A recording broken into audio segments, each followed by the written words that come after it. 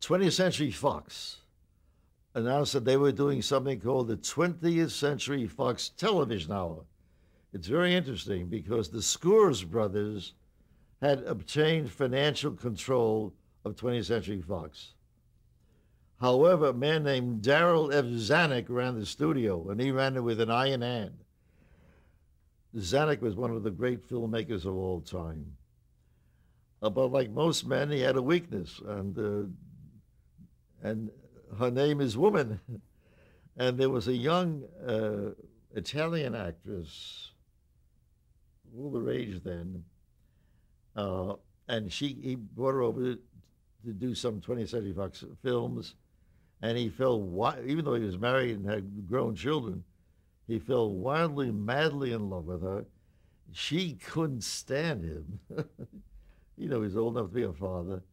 And she decided it was more important to get away from him than develop a motion picture career. So she left and went back to Europe. Essentially, her favorite city was Paris. And Zanuck followed her to Paris. And, you know, made a fool of himself, you know, trying to see her, trying to get her to meet him and everything.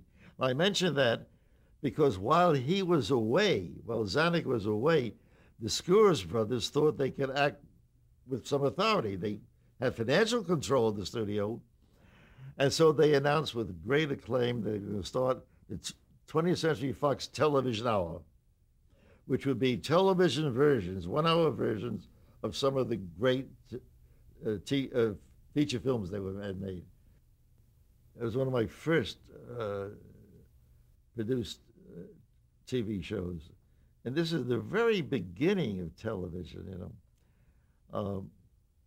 And he was in charge of the 20th Century Fox, and so he asked me to write the pilot, which he gave me a list of films, and to choose the one that I thought would be best in terms of my degree of interest in it. Which one did you select?